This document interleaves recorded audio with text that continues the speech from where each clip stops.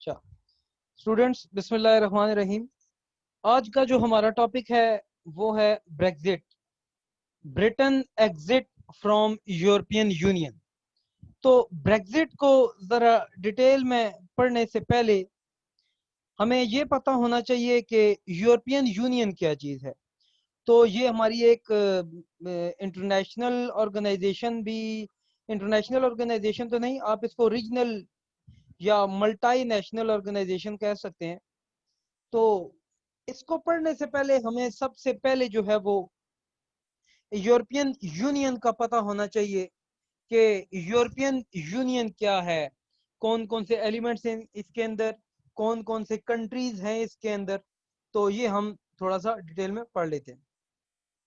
अच्छा, तो इसकी सबसे पहले हिस्ट्री आ जाएगी। हम यूरोपियन यूनियन की हिस्ट्री को थोड़ा सा डिटेल में देखते हैं कि एक्चुअली ये जो है वो बनी कैसे, इसमें कौन कौन से फैक्टर्स हैं। अच्छा, तो सबसे पहले जो फेज स्टार्ट होता है वो होता है सेकेंड वर्ल्ड वॉर के एंड से। सेकेंड वर्ल्ड वॉर जब 1944-45 में खत्म होती है तो उसके बाद यूनाइटेड नेशंस भी बनाई जाती है। ठीक है, तो जब वर्ल्ड वॉर टू खत्म हुई, ठीक है, तो ये जो पहला फेज है ये आप लोगों ने याद रखना है कि अच्छा, एक और बात आप लोगों को बताता चलूं कि 2019 सॉरी 18 के पेपर में, इंग्लिश एसए के पेपर में ब्रेक्जिट पे एसए आया हुआ था। एसए था, Brexit means globalisation is the rhetoric और द प्रिविलेज। ठीक है, and imperialism will come back by force, कुछ इस तरह था कि जो इंपीरियलिज्म था, जो सॉरी जो कैपिटलिज्म था, वो वापस आ जाएगा। ठीक है, और Brexit means globalisation is the rhetoric of the privilege. ये बाद में जब आप लोगों से एक ऐसे लिखवाऊंगा इसी पे, तो वो फिर आप लोगों को मैं बताऊंगा। तो जो पहला फेज है ब्रेक्जिट का, सॉरी यूरोपियन यूनियन का, वो है फ्रॉम 1945 टू 1959। 1945 में वर्ल्ड वॉर टू खत्म होती है। तो यूरोपियन जो नेशंस हैं, आप लोगों को पता है जो बैटल फील्ड थी वो यूरोप थी। तो यूरोप के जो कंट्रीज हैं वो बहुत ज्यादा थक चुके थे जंगें लड़ लड़ के। क्यों? क्योंकि इसी 20th सेंचुरी में उन्होंने फर्स्ट वर्ल्ड वॉर लड़ी, उसके बाद जो है वो सेकंड वर्ल्ड वॉर उन्होंने लड़ी। तो उनके दरमियान काफी सारे जो है वो डिसएग्रीमेंट्स आ चुके थे। ठीक है, कॉपरेशन बिल्कुल जो है वो खत्म हो गई थी। ठीक है, उसके बाद आहिस्ता आहिस्ता क्या हुआ कि इन्होंने शुरू कर दिए, एक ऐसे स्टेप्स लेने शुरू कर दिए कि हम कोई एक ऐसी ऑर्गेनाइजेशन बनाए जिससे जो सारे कंट्रीज हैं यूरोप के वो एक दूसरे के ऊपर ट्रस्ट करना शुरू कर दें और कॉपरेट एक दूसरे के साथ करना शुरू कर दें। तो जो पहला स्टेप लिया गया वो ECSC बनी, economic coal sorry European coal and steel community. ECSC, European coal and steel community, ये बनी।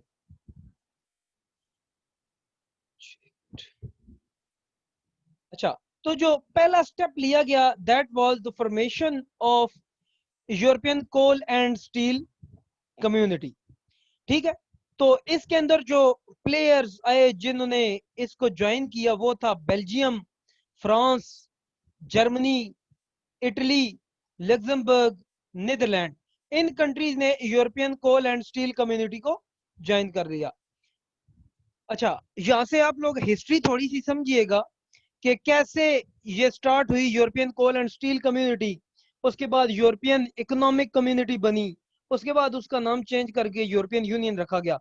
तो ये आप लोग जो है वो इसको थोड़ा सा हिस्ट्री इसकी समझिएगा कि 1945 में जब वर्ल्ड वॉर खत्म हुई तो जो यूरोपियन कंट्रीज थे वो बहुत ज्यादा थक चुके थे, उनके दरमियान डिसएग्रीमेंट्स बहुत ज्यादा आ चुकी थी। तो जो फर्स्ट स्टेप उन्होंने कॉपरेशन के लिए लिया वो क्या था कि उन्होंने European coal and steel community बनाई। उसके अंदर डिफरेंट कंट्रीज ने शमूलियत इख्तियार की। जो यूरोपियन कंट्रीज थे, बेल्जियम है, फ्रांस है, जर्मनी है, इटली है, लग्जमबर्ग है और नीदरलैंड्स है। उसके बाद आहिस्ता आहिस्ता इनकी कॉपरेशन थोड़ी थोड़ी बढ़ती गई। फिर 1957 के अंदर ट्रीटी ऑफ रोम हुई। ये याद रखिएगा, एमसीक्यूज आता होता है, ठीक है, एमसीक्यूज इस पे आ जाता है कि ट्रीटी ऑफ रोम कब हुई, 1957 में। अच्छा, और इसमें European coal and steel community का नाम चेंज करके यूरोपियन इकोनॉमिक कम्युनिटी रख दिया गया। यूरोपियन इकोनॉमिक कम्युनिटी रखा गया और कॉमन मार्केट बनाई गई। ये आप लोगों को मैं आगे डिटेल में एक्सप्लेन करूंगा कि सिंगल मार्केट क्या होती है, ठीक है, और कॉमन मार्केट क्या होती है। तो इसमें यह है कि कॉमन मार्केट बनाई गई, ठीक है। 1957 के अंदर ट्रीटी ऑफ रोम हुई, ठीक है। उसने जो है ना वो जो इंटीग्रेशन थी या जो रिलेशन थे, जो कोऑपरेशन थी, वो मजीद डीप कर दी और इसका नाम ECSC से चेंज करके EEC रख दिया गया, ठीक है, और कॉमन मार्केट बना दी गई। अच्छा, उसके बाद दूसरा फेज स्टार्ट होता है, ठीक है, जो 1960 से 1969 तक का पीरियड होता है, 10 साल, 1 डेकेड। तो इसको नाम दिया गया a period of economic growth, ठीक है। पहले पीसफुल यूरोप बनाने की कोशिश की गई कि हम जो है ना इसको पीसफुल यूरोप बनाएंगे, that was the beginning of corporation. उसके बाद इन्होंने कहा कि अब हम इकोनॉमी पे आएंगे कि period of economic growth, economy हम जो है ना वो इनकी मजबूत करेंगे। कॉमन मार्केट आहिस्ता आहिस्ता फैलती गई, ठीक है, और इसने पूरे यूरोपियन कॉन्टिनेंट के अंदर प्रॉस्पेरिटी ले आया ये, ठीक है। तो ना सिर्फ बड़े कंट्रीज बल्कि स्मॉलर कंट्रीज के अंदर भी इकोनॉमिक ग्रोथ होना स्टार्ट हो गई।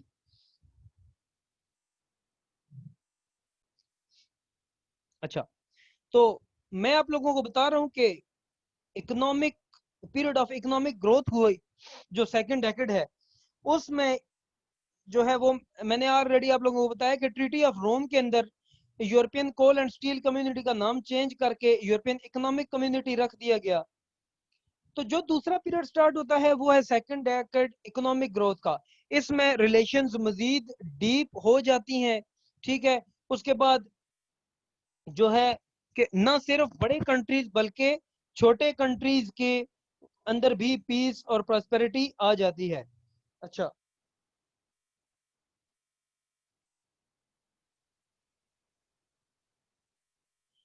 अच्छा, यहाँ पे एक लाख मैंने ऊपर एक बताया कि एक होती कॉमन मार्केट।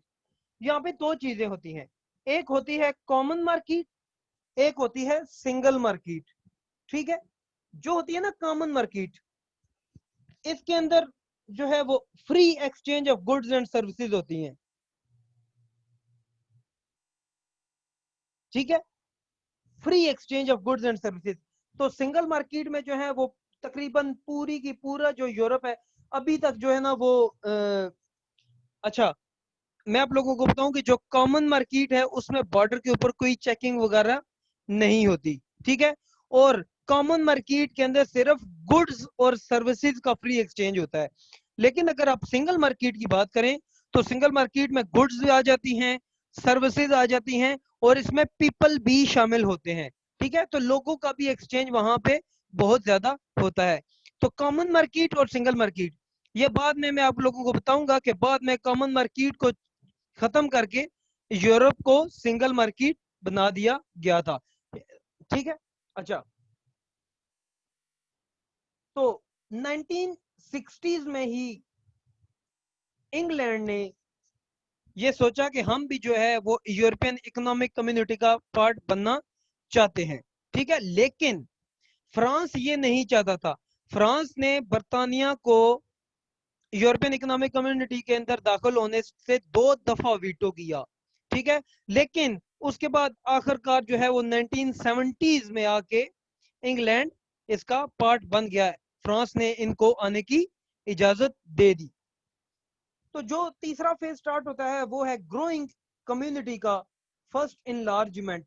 फर्स्ट इनलार्जमेंट का मतलब यह है कि इस यूरोपियन यूनियन को इनलार्ज किया गया, बल्कि यूरोपियन इकोनॉमिक कम्युनिटी को इनलार्ज किया गया, मुख्तलिफ कंट्रीज इसमें आना शुरू हो गए। तो ये जो फर्स्ट इनलार्जमेंट का पीरियड था ये भी तकरीबन 9 साल का पीरियड था, from 1970 to 1979। England, Ireland, Denmark, इन 3 कंट्रीज ने ईईसी यूरोपियन इकोनॉमिक कम्युनिटी को ज्वाइन कर लिया, ठीक है। उसके बाद पुर्तगाल ने जो है वो जनरल, अच्छा जो पुर्तगाल था, पुर्तगाल ने यूरोप के अंदर शमूलियत इख्तियार कर ली। उसके बाद स्पेन के अंदर जनरल फ्रैंको की डिक्टेटरशिप थी, उन्होंने भी जो है वो आस्ता आस्ता यूरोपियन यूनियन में, सॉरी यूरोपियन इकोनॉमिक कम्युनिटी के अंदर अपनी शमूलियत इख्तियार कर ली। तो इनलार्जमेंट नाम से जाहिर हो रहा है कि इसको इनलार्ज किया गया, डिफरेंट पार्टिसिपेंट्स इसके अंदर आना शुरू हो गए। इंग्लैंड आया, मैंने ऑलरेडी आप लोगों को बताया है कि इंग्लैंड को 2 दफा फ्रांस ने वीटो किया था यहाँ पे एंटर होने से, आखिर फिर 1970s के अंदर फ्रांस ने इजाजत दे दी थी। इंग्लैंड आया, आयरलैंड आया, डेनमार्क आया, उसके बाद पुर्तगाल ये शामिल हुआ। स्पेन के अंदर जनरल फ्रांको की डिक्टेटरशिप थी, वो भी जो है वो उसने यूरोपियन यूनियन के अंदर शमूलियत इख्तियार कर ली, बल्कि यूरोपियन इकोनॉमिक कम्युनिटी के अंदर शमूलियत इख्तियार कर ली, ठीक है।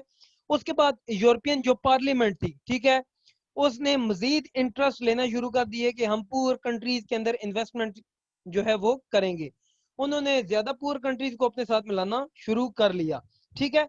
और 1979 में क्या हुआ कि लोग जो हैं वो अपना नुमाइंदा डायरेक्टली अपॉइंट करने लग गए। अपना नुमाइंदा कहाँ पे? यूरोपियन इकोनॉमिक कम्युनिटी के अंदर। ये क्या है ये मैं आप लोगों को आगे एक्सप्लेन करूंगा। अच्छा,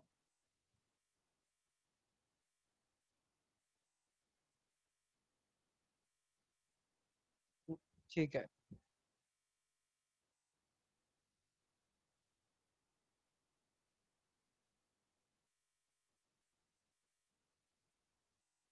उसके बाद जो नेक्स्ट आता है फेस, वो होता है the changing face of Europe. कि यूरोप का फेस जो है वो पूरा का पूरा यूरोप कब चेंज हुआ? Fall of Berlin wall. ये बर्लिन वॉल का सब किसी को पता है? काइंडली मुझे बताइएगा, बर्लिन वॉल के बारे में किसी को पता है कि फॉल ऑफ बर्लिन वॉल क्या है?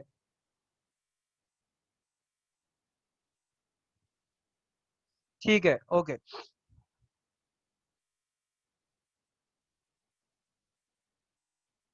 अच्छा,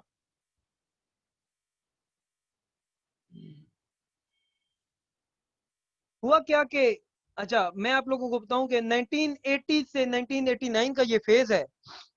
इसमें ये हुआ कि बर्लिन वॉल जो है वो, इसको ज्यादातर जो है फॉल ऑफ बर्लिन वॉल कहा जाता है। कि बर्लिन वॉल जो है दैट कनेक्ट्स, उसमें जो है वो ईस्ट जर्मनी और वेस्ट जर्मनी को कनेक्ट किया गया है, ठीक है।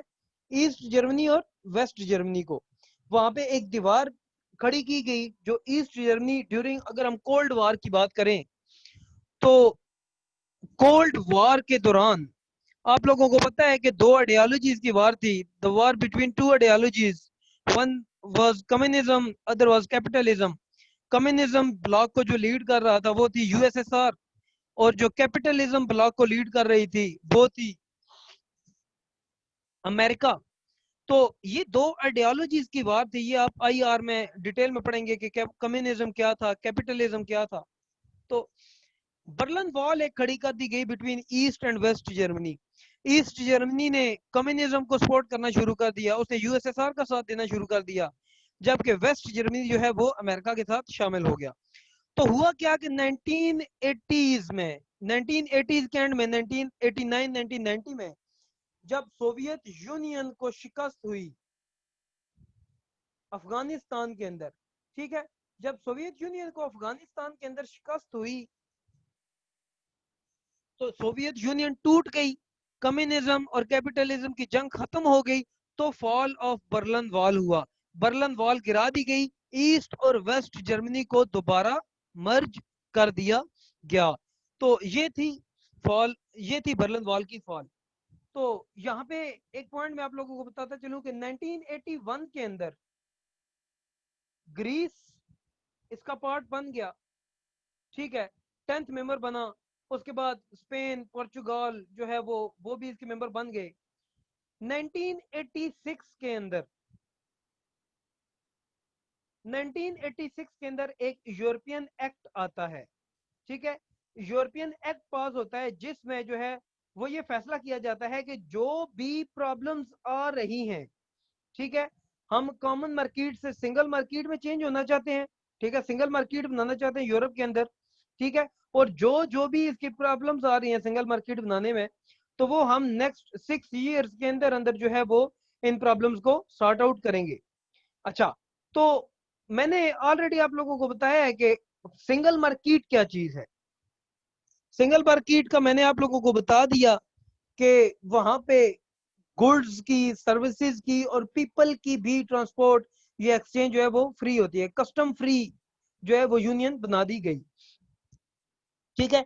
तो 1986 में यूरोपियन एक्ट आया, उसमें ये कहा गया कि जो सिंगल मार्केट बनाने में जितनी भी प्रॉब्लम्स आ रही हैं वो सारी की सारी हम जो है वो सॉर्ट आउट करेंगे। उसके बाद फॉल ऑफ बर्लिन वॉल हुआ, ठीक है, जिसने ईस्ट और वेस्ट जर्मनी को दोबारा इकट्ठे कर दिया, ठीक है, और ईस्ट और वेस्ट जर्मनी मिलकर जर्मनी बन गया और जर्मनी ने भी फिर दोबारा शमूलियत इख्तियार कर ली। उसके बाद नेक्स्ट आ जाता है यूरोप विदाउट फ्रंटियर्स, 1990s। ये तब की बात है जब कोल्ड वॉर खत्म हुई, कम्युनिज्म का मुकम्मल तौर पे खात्मा हो गया, ठीक है। With the end of communism from Europe, countries got even more concentrated, कि जब कम्युनिज्म का खात्मा हुआ ना तो कंट्रीज दोबारा आ गए, ठीक है, ज्यादा कंट्रीज ने जो है वो यहाँ पे कंसंट्रेशन अपनी शो कर दी। उसके बाद 1993 के अंदर मास्ट्रिच ट्रीटी साइन होती है। ये बहुत ही बड़ा और बहुत इंपॉर्टेंट इवेंट था। मास्ट्रिच ट्रीटी 1993 नहीं है, ये काइंडली देखिएगा, आई थिंक ये 1992 है। मास्ट्रिच ट्रीटी 1992 में साइन हुई थी। ये सारे लोग जरा एक दफा देख लीजिएगा कि मास्ट्रिच ट्रीटी जो है वो कब साइन हुई थी। तो मास्ट्रिच ट्रीटी 1990 में साइन होती है, तो उसके अंदर सिंगल मार्केट बना दी गई पूरे यूरोप के अंदर, ठीक है, जिसमें फ्री मूवमेंट ऑफ गुड्स होने लगी, सर्विसेज, पीपल एंड मनी, ठीक है, और यूरोपियन इकोनॉमिक कम्युनिटी का नाम चेंज करके यूरोपियन यूनियन रख दिया गया।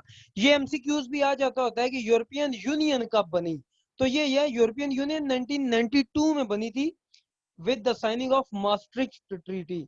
यह आ जाता है कि maastricht ट्रीटी कब साइन हुई, तो वो थी 1992 के अंदर। जी एक मिनट,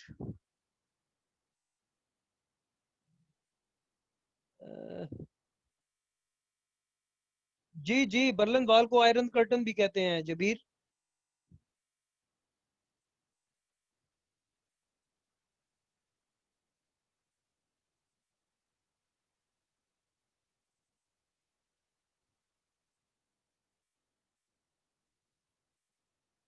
अच्छा, तो एक मिनट, अच्छा, तो maastricht ट्रीटी जो है वो 1993 में साइन हुई, यूरोपियन 92 में साइन हुई, यूरोपियन इकोनॉमिक कम्युनिटी का नाम चेंज करके यूरोपियन यूनियन रख दिया गया, ठीक है। उसके बाद 1999 के अंदर यूरोजोन बनाया गया। यूरोजोन में क्या था कि यूरोजोन के अंदर वो कंट्रीज थे जिन्होंने करेंसी अपनी यूरो अडॉप्ट कर ली। कि ठीक है कि सबकी एक ही करेंसी होगी and that will be euro.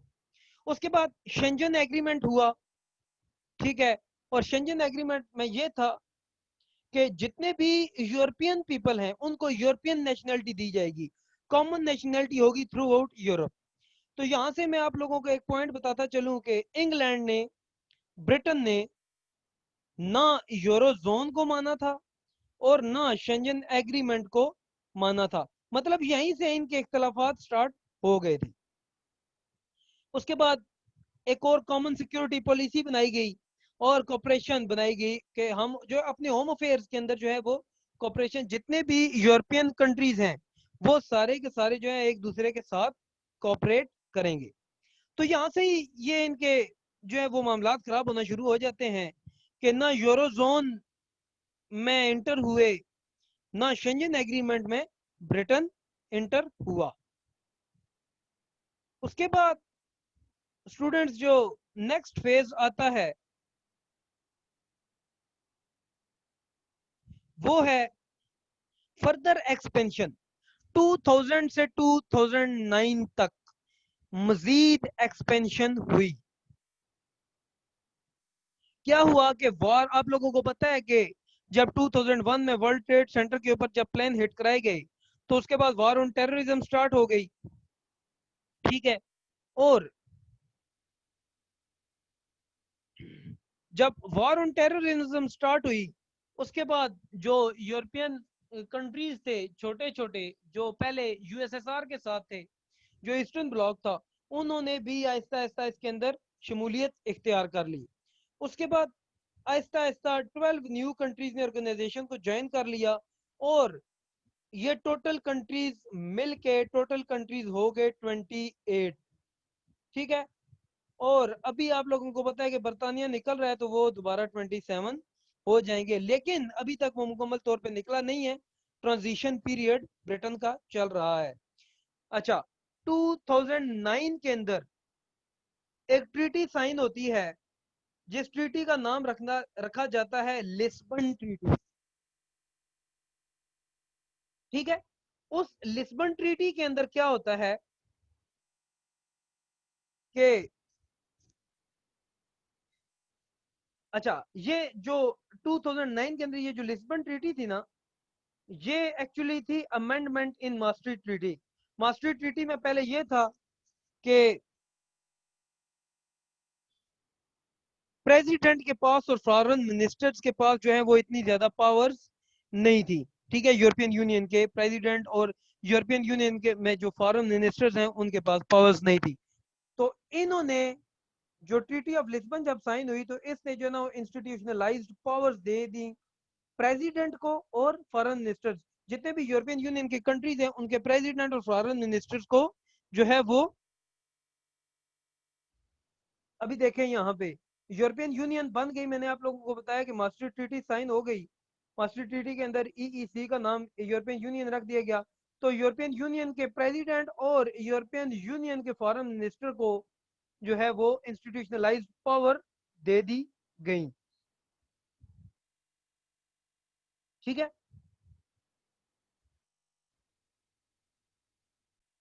मैं इसको जरा दोबारा रिपीट कर देता हूँ, थोड़ा सा दोबारा मैं रिपीट करता हूँ कि सबसे पहले जो है वो कोर सेकेंड वर्ल्ड वॉर के बाद 1945 में जो यूरोपियन कंट्रीज थे उनमें कॉपरेशन इतनी ज्यादा नहीं थी, सारे कंट्रीज जंग लड़ के थक चुके थे।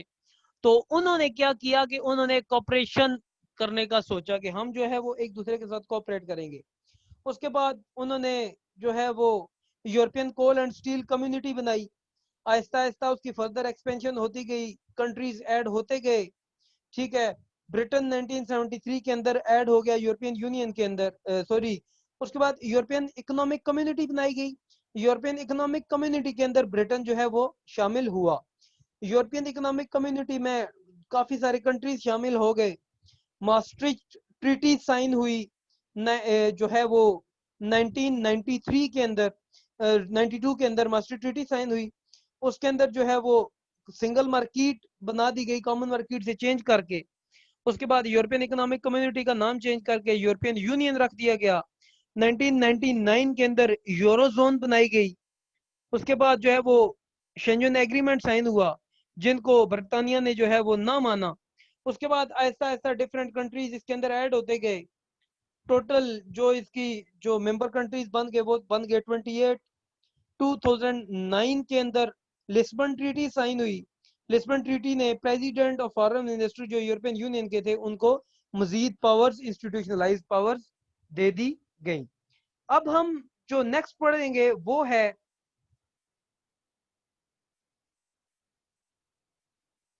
स्ट्रक्चर ऑफ यूरोपियन यूनियन, कि यूरोपियन यूनियन का एक्चुअली स्ट्रक्चर क्या है, जो इसके मेन इंस्टीट्यूशन है। ये जल्दी जल्दी जरा आप सुन लीजिए, आप लोग खुद पढ़िएगा।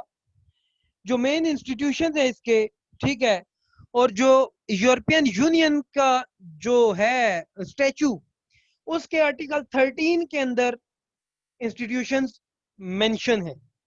सबसे पहला है यूरोपियन यूनियन बिल्डिंग, जो ब्रसल्स के अंदर इनका हेडक्वार्टर है, यूरोपियन यूनियन बिल्डिंग। उसके बाद जो है वो यूरोपियन पार्लियामेंट आ जाती है। यूरोपियन पार्लियामेंट के बाद यूरोपियन काउंसिल है, उसके बाद द काउंसिल है,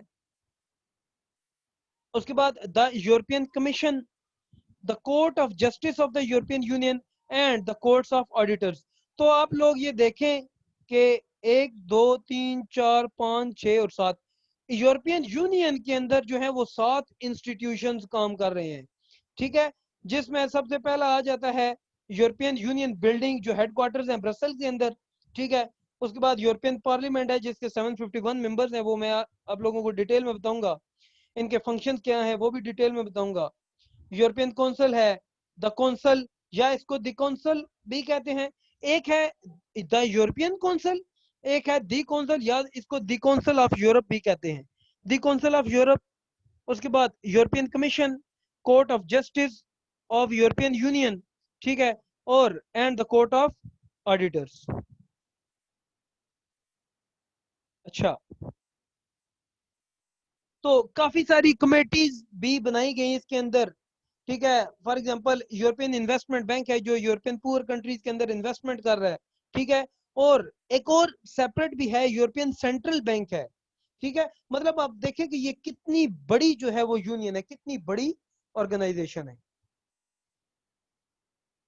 अब हम जरा फंक्शंस देख लेते हैं यूरोपियन यूनियन के। ये मैं आप लोगों को यहां से एक्सप्लेन करके बताता हूं। सबसे पहले हम बात करते हैं यूरोपियन पार्लियामेंट की। European parliament directly elected representative from across Europe, ठीक है। पूरे यूरोप के अंदर से जो रिप्रेजेंटेटिव हैं वो इलेक्ट होके आए हुए होते हैं, ठीक है। इसकी जो टोटल मेंबरशिप है वो है 751 मेंबर्स हैं इसके टोटल, ठीक है। तो आप लोग खुद देखें कि इसके 751 मेंबर्स हैं, और 751 मेंबर में से ऑलमोस्ट जो है वो तकरीबन सिर्फ जो 20 to 25% जो ब्रिटेन के हैं, बाकी सारे जो है वो पूरे यूरोप के हैं। तो मतलब इनको जो है वो बल्कि 20% भी नहीं, सिर्फ 751 में से ऑलमोस्ट 40 to 45 मेंबर्स हैं ओनली। 40 to 45 मेंबर्स हैं जो सिर्फ जो है यूरोपियन पार्लियामेंट के अंदर सिर्फ ब्रिटेन के हैं। तो ब्रिटेन क्या कहता है, ब्रिटेन कहता है कि हम जो है वो इतनी बड़ी पावर है, ठीक है, तो हमें इतनी कम मेंबरशिप क्यों दी जा रही है, हमारे जो रूल्स हैं वो कोई और क्यों बना रहा है। तो ये सारे के सारे इश्यूज हैं जिसकी वजह से ब्रेग्जिट हो रहा है। दूसरा, इस ये जो है वो European parliament, it is main legislative, supervisory and budgetary body. ये लेजिस्लेटिव बॉडी है, कानून बनाती है, उसके बाद सुपरवाइज भी करती है, और बजटरी बॉडी भी है। बजट के हवाले से जितना भी सिस्टम है वो सारा बजट का सिस्टम जो है वो यूरोपियन पार्लियामेंट के पास होता है। उसके बाद मैंने आप लोगों को बताया था कि एक यूरोपियन काउंसिल है और एक the council of European union है। तो ये जो है यूरोपियन पार्लियामेंट जो है वो the council of European union के साथ मिलके लॉ बनाती है। इसका मतलब क्या है कि जो काउंसिल ऑफ यूरोपियन यूनियन है वो और यूरोपियन पार्लियामेंट दोनों जो है वो लेजिस्लेटिव बॉडीज हैं। इनको प्रपोज कौन करता है, यूरोपियन कमीशन। मतलब कि European parliament council of European union के साथ मिलके यूरोपियन कमीशन के प्रपोजल के ऊपर जो है वो लॉज बनाती है। उसके बाद क्या है कि ये बजट जो है पास कराती हैं, और जितनी भी ट्रीटीज होती हैं या जितनी भी कमेटी जो है वो जितनी भी कमेटीज यूरोपियन यूनियन के अंडर वर्क कर रही होती हैं, उन सब को जो है वो सुपरवाइज करती है यूरोपियन पार्लियामेंट। तो बजट से रिलेटेड जितने भी लॉज हैं वो यूरोपियन पार्लियामेंट पास कराती है। उसके बाद आ जाता है दी यूरोपियन काउंसिल। ठीक है, ये दो अलहदा हैं, आपने इनमें कंफ्यूज नहीं होना। यूरोपियन काउंसिल अलहदा है, the council of European union अलहदा है। ठीक है, यूरोपियन काउंसिल अलहदा है और the council of European union अलहदा है। तो हम अभी यूरोपियन पार्लियामेंट पढ़ लिया, अभी हम पढ़ते हैं यूरोपियन काउंसिल। इसके अंदर जो हेड ऑफ स्टेट और गवर्नमेंट ऑफ मेंबर स्टेट्स के जितनी भी स्टेट्स इसकी मेंबर है, ठीक है, उनके जो हेड ऑफ स्टेट्स होती है, जो गवर्नमेंट होती है ना, ठीक है, या जो इसका प्रेसिडेंट है, आप लोगों को पता है कि डोनाल्ड टस्क जो है यूरोपियन यूनियन का, इस टाइम यूरोपियन यूनियन का प्रेसिडेंट है। तो इसकी मेंबरशिप किस किस के पास होती है?